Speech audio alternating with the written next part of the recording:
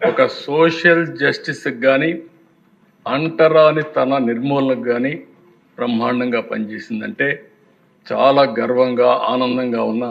నేను చేసింది రైటు, భగవంతుడు నాకు అవకాశం ఇచ్చాడు, ఆ అవకాశాన్ని సమాజం కోసం ఉపయోగించామని ఆనందం తృప్తి ఉందని చెప్పి కూడా నేను మీకు తెలియజేసుకుంటున్నాను.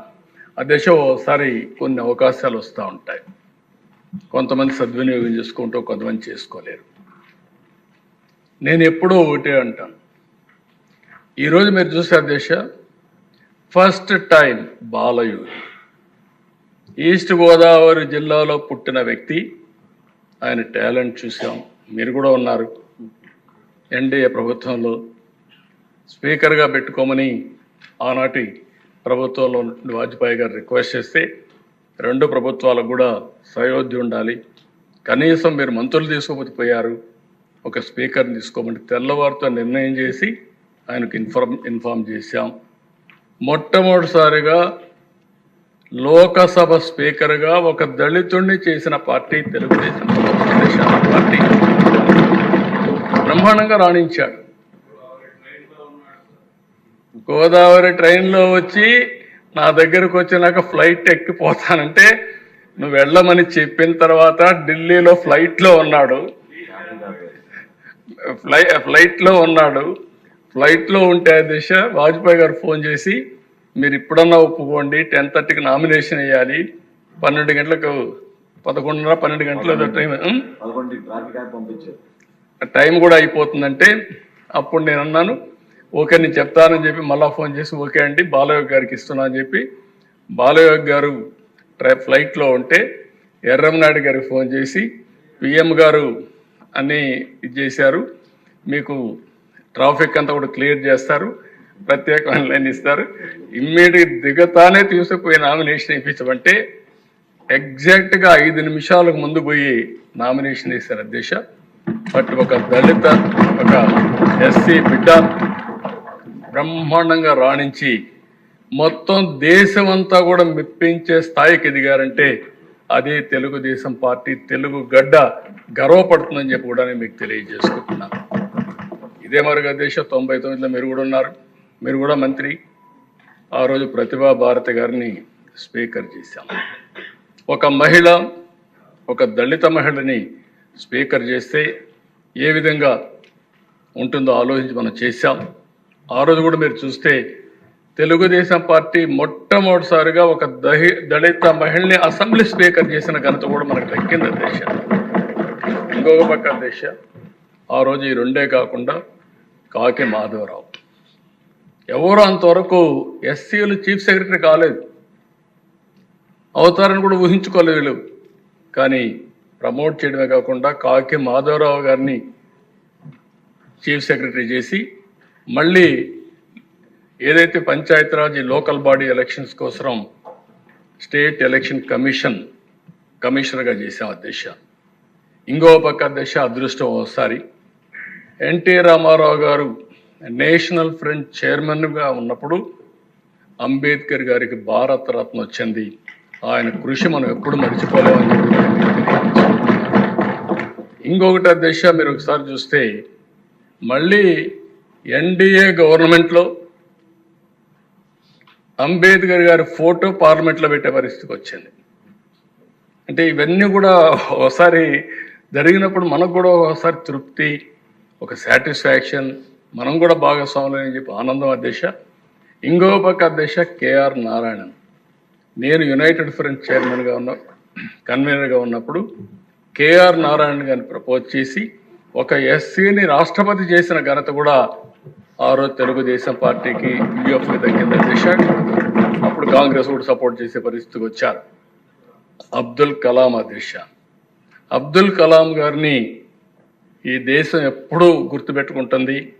అలాంటి వ్యక్తిని వాజ్పేయి గారి సహకారంతో ఎన్డీఏ గవర్నమెంట్లో ప్రెసిడెంట్ ఆఫ్ ఇండియా చేసిన ఘనత కూడా మనకు దక్కుతుంది. మన రోల్ ఉంది, దానికి గర్వపడుతున్నాం అధ్యక్ష. వీళ్లే కాకుండా అధ్యక్ష, ఈరోజు నరేంద్ర మోడీ గారిని కూడా మీరు ఒకసారి ఆలోచిస్తే, ప్రధానమంత్రిగా కోవింద్ గారిని, ఒక షెడ్యూల్ కులానికి సంబంధించిన వ్యక్తిని ప్రెసిడెంట్ ఆఫ్ ఇండియా చేశారు. ఈరోజు దేశ రాష్ట్రపతిగా ముర్ము గారిని ఈరోజు చేసే పరిస్థితి వచ్చారు. ఇవన్నిట్లో మనం భాగస్వాములు అయిన దానికి నాకెంతో ఆనందంగా ఉంది. అందుకనే అధ్యక్ష ఈరోజు నేను చెప్తున్నా, ఇక్కడుండే మెంబర్స్కి అందరికీ తెలుగుదేశం పార్టీ ఎన్డీఏ కూటమి, జనసేన, తెలుగుదేశం, బీజేపీ ముగ్గురం కలిసి ఒకటే హామీ ఇస్తున్నాం. ఈ ఎన్డీఏ అందరికీ సామాజిక న్యాయం చేయడానికి కట్టుబడి ఉన్నామని మరొకసారి అందరికీ విజ్ఞప్తి చేస్తున్నాం. నేను ముందే చెప్పాను, ఏదైతే ఈరోజు మనకు సెన్సస్ కావాలి, సెన్సస్ వస్తే ఆ సెన్సస్ ఆధారంగా జిల్లాల వారీగా రిజర్వేషన్స్ పెట్టే పరిస్థితి వస్తుంది.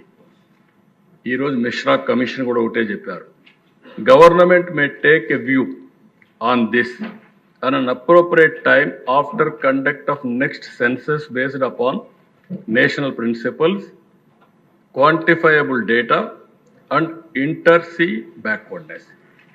అంటే నెక్స్ట్ ఏదైతే సెన్సస్ వస్తానే దాన్ని బేస్ చేసుకొని జిల్లా వారీగా పెట్టడానికి దాన్ని కూడా ఏమన్నారంటే, there have been request to fix the percentage of reservations to the sub-classified groups by taking district as a unit.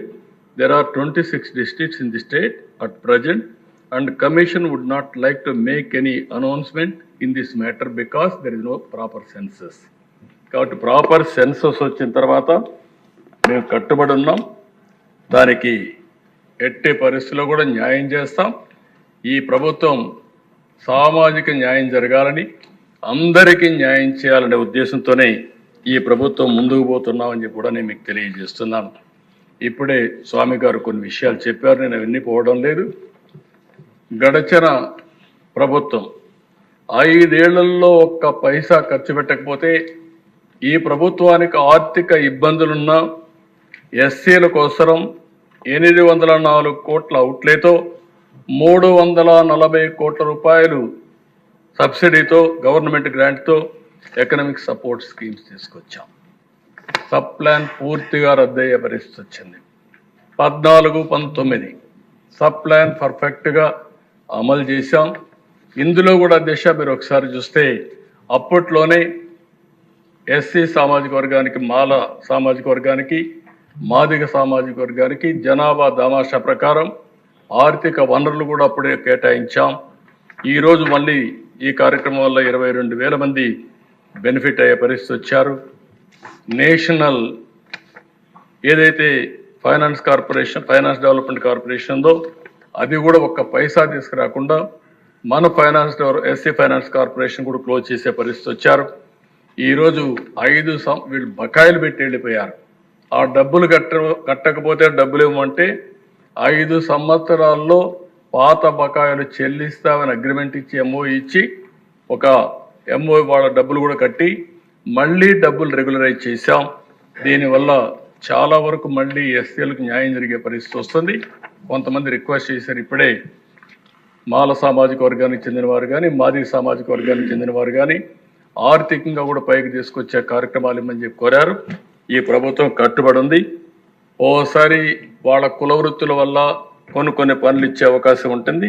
ఏమేం చేయాలని నేను ఆలోచించి తప్పకుండా దీనికి శ్రీకారం చుడతామని చెప్పి కూడా మాల సామాజిక వర్గానికి కానీ, మాదిగ సామాజిక వర్గానికి కానీ, రెల్లి సామాజిక వర్గానికి కానీ, కడాన బుడగ జంగం సభ్యులకు కూడా విజ్ఞప్తి చేస్తున్నాను అధ్యక్ష.